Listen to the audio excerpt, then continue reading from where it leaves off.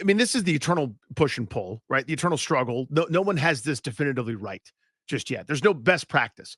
Every coach over the years has had to sort of walk the tightrope of have to get the players ready to play, have to also protect them for the long haul ahead. As we've added another game and maybe another one's on the way over the next couple of seasons, the trend line over the last decade plus has been starters, quarterbacks, whatever you want to call it, have played less and less in the preseason. That is not extended, though, to your point, to rookie quarterback, never taking an NFL snap, not taking a snap in the preseason, even with joint practices and the like, ramping up the effort and exertion. So you're not just, in a protected jersey, dropping back 7-on-7 with shorts and a t-shirt on at your own facility. There's more there. It still hasn't happened just yet. So I wouldn't expect it to be a 0 reps in the preseason thing. I don't think that's the case. I don't think that makes any sense. I just don't think it works. I understand the premise is you don't want this guy to get hurt. But he has to be ready or else he's more likely to get hurt. That's first and foremost. If the first time he's getting hit at NFL game speed is week 1, I think that's a mistake, first and foremost, because guys are going to be going harder and faster and stronger and for deeper into the game when they're tired in that first game of the season. The other thing is just to give him any chance to start fast. I understand that this is year 1 of a build, but they went and got a lot of veterans on 1-year deals. They expect to compete in most games, I think. My perception on the outside looking in is that Adam Peters and Dan Quinn probably think they have a chance to win more games than people think this year. The less you play Jayden Daniels in the preseason, the harder you make it for him to get off to a good start at the beginning of your season, where you have a road-heavy schedule anyway. So for those reasons, I don't think it makes a lot of sense. And then there's just the obvious. There is a reason why no team has ever done this. Those reps are necessary. You can make the case that Aaron Rodgers doesn't need to play in the preseason because he's in an offense with Nathaniel Hackett, both in Green Bay and in New York, that he has been in for years, or he's in year 2 even of this Jets situation. You can make the case that if you're Jared Goff, who's been around Ben Johnson for years, or some quarterback with stability like Dak Prescott. Yeah, with Matt Mike Stafford McCarthy. didn't play for McVay. Yeah, any of those guys. It makes sense. I would play them a little bit. I'd have a drive here or there. But I understand if your argument is there's not a whole lot to be gained. It's just not worth it. There is tons to be gained by Jayden Daniels playing in the preseason. But beyond that, I would even just say it's a necessity for him to feel game speed, to get out on the field and throw passes to guys he's never played with in a game before. Things change when those lights come on, even from the practices that are more helpful in some of the player evaluations than the games. I really believe that. We've talked about it on the show a lot. I'll drill down on that even more. I think that the joint practices are more beneficial to the Commanders than the games because you dictate what you're doing. Mm-hmm. Because situationally, you can say, we need work on 4th and goal. We need work in goal line or short yardage or red zone. And in a game, those situations just may not come up. You might not get a 4th and a foot. You might not get any short yardage on 3rd down. You need field goal work. You might not get a field goal opportunity. In a practice, you just get on the walkie-talkie with the other coach and you go, hey, man, you guys want to do some goal line? My guys haven't really done a whole lot of that. Hey, we really want to practice on 2-minute. Okay, let's do a 2-minute period. You just get to dictate all of that. It's Absolutely. way more helpful. But I don't think you can replace a game as a young player who hasn't experienced it. I've just talked to too many guys over the years.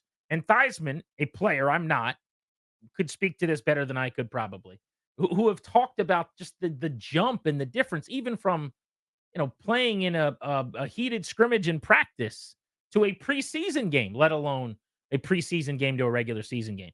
So I just think it's a non-starter to suggest that he may not play in the preseason. I can't get behind that at all. So for years, you and I have kind of disagreed about the preseason in general. And to me, it's a vestige of a time that doesn't exist anymore. It's the old way of doing things where these guys weren't in shape 24/7, 365. They were out, drinking beer, smoking cigarettes. They were movers in the off season. Now there's with the OTA structure and these guys are temples who are in incredible shape. You don't need that same level of 2-a-day practice.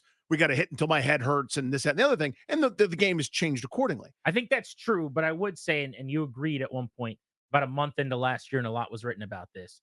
that the lack of practice hours, the lack of time on the field, Mhm. the lack of preseason, now every year we kind of go, man, the product is not that great to start the year. Penalties are up statistically, and some of the other things about gameplay have gotten worse. And we're just okay with that, I guess, because Right, because it's about the long haul, but yeah. exactly. But Mhm. but it is certainly the product has suffered, which I think is indicative of it being helpful. But go ahead. No, but it's and so there again, there's no anybody that's like, "They should never play any in the preseason at all," or, "They should play every down." I don't know that either is correct. Like, there's to me, it's case by case. If you're a a veteran group that's window is open, that's done this a million times, like the Patriots were every year, right? Under Belichick with Brady, they would start slow in September. I bet you they'll be okay come November, December. I bet you they'll have their 13, 14 wins. If you're going to get them, you better get them the first couple of weeks of the season as they're kind of getting their sea legs under because they got to prepare to play a month longer than everybody else. They shouldn't play much in the preseason. Team that hasn't done diddly or squat, aka all of Rivera's teams, you're holding guys out here, there, and everywhere. I would have done that. I would have done something a little bit different. Like to me, there's got to be some nuance to Well, it. remember last year, the Commanders Yeah, defense played, I think it was like one series to start the preseason. I don't even remember who they played gave against. up a touchdown, I think. Yeah, the team went right down the field from like the 25 all the way down one drive. Mm-hmm. And the expectations were really high for that defense, if you remember. Yes, There were some excuses made as to how it happened, why it happened, and then they didn't play again. Like, we're good, we're set. we did. We showed everything we wanted to. Coordinator gets fired, one of the worst defensive seasons. I'm not saying had they have played more in the preseason that everything would have been different, but they certainly would have been better to start the year because the problem in the first quarter of the season was they couldn't tackle at all. And they just didn't practice hard enough, probably, or enough in game settings. And they certainly didn't play in the games enough. But I go back to the quarterback position and what recent history tells us. Robert Griffin III, 2012. That was 12 years ago. I understand this. The game has changed some in that time, sure. But he is as good an example as I can come up with as a comp for Jayden Daniels. Because A, it's Washington, D.C. B, he's a number 2 overall pick. C, he had just been a Heisman Trophy winner. And D, supposed to kind of be the savior for the organization in the city. Yeah. Robert Griffin in the first preseason game came out and went on a drive, 4 for 6, 70 yards and a touchdown, hit Pierre Garcon for 20 yards. That was in Buffalo. I was there. It was a beautiful drive. It was a great kind of get your feet wet moment. The following week against the Chicago Bears at Soldier Field, Robert Griffin came out and again, one drive, 5 of 8, might have been 2 drives actually, now that I think about it. 5 of 8 for 49 yards and got sacked 3 times and got off the field. Probably better for that.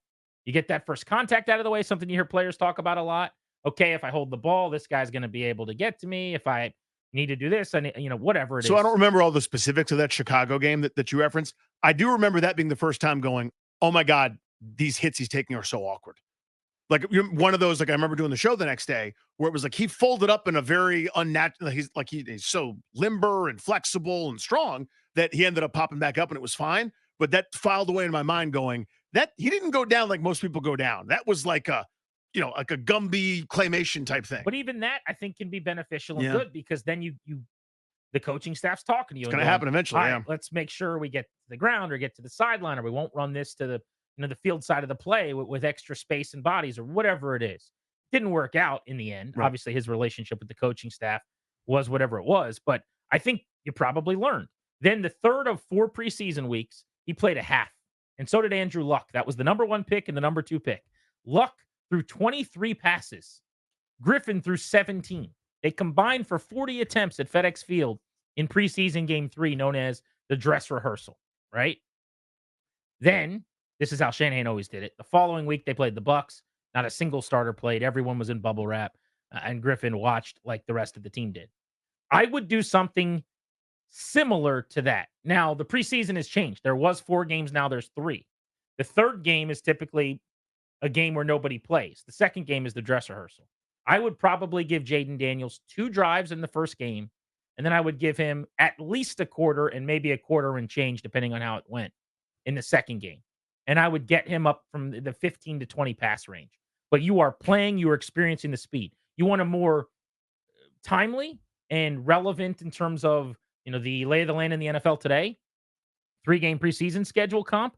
CJ Stroud was the number 2 pick last year and had an unbelievable season. In week 1 of the preseason, he came out and went on one drive, was 2 of 14 for 13 yards and threw a pick. They got him out of the game. Second drive, CJ Stroud, a second preseason game, rather. Couple of drives, I think it was 2 or 3, went 7 of 12 for 60 yards. Pretty substantial play time for him. And then he actually did play in the third preseason week last year, very minimally on national TV, went 2 of 4 for 16 yards and a touchdown. So he played in all 3 preseason games, barely at all, 4 passes in the first and the third, but he played a lot in the second. That's the most recent comp of a number 2 pick. And the Texans weren't saying, well, we got to sit this guy and just get him to week 1. They were going, let's let him make some mistakes. He threw a couple interceptions and Yeah. barely any passes. He got sacked, lost 18 yards, I was reading, on a sack at one point in time. Like, good. What's the line from Sandlot? Get in trouble. Get your knees dirty. You know, the mom's yelling at the kid. Like, go make a terrible decision, man. Let's learn some things. Yeah, these teachable moments. Yeah, so I probably do a little less than that, but it'd still be some. It would still be some, because to me, there's a little bit less value in defense not game planning for you, vanilla play call or whatever. Nobody's really trying to do anything other than just to get your feet wet. But I would go through the pregame warm-up. This is what it looks like when I'm signaling in the play in an NFL stadium with the lights on, kind of to your point. I would go through the exercise. That's a great point. I think that stuff's super valuable too. That to me is why I would do it more so than getting a rep. And obviously a mistake gets made, a teachable moment happens. That's great, but you can't count on those in preseason when you're on a pitch count. But if good things happen, that's great too. That's my point. It's like you can't count on anything in when you have a limited sample like that. It could just be 10 plays, nothing to script happens, and we don't remember it, and we move on. Every time you get a snap and read a defense and run from a defender, like every play is a teachable moment, in my opinion, when you've never had one. You will learn something from every single snap, probably. But I'd be curious to see what people think about this. 800-636-1067 is the number. 800-636-1067 on the MGM National Harbor listener lines. Danny makes a great point. Forget the actual football. I mean, just to go through all those motions and figure out how the structure of your offense and the play calling and doing all that before you do it for real. You already got enough nerves and anxiety on your plate in week 1 to then be hearing the play in your helmet in a game in a loud stadium for the first time. Not that he didn't do some of that at LSU, but it's just different, up a level with fresh voices in your ear.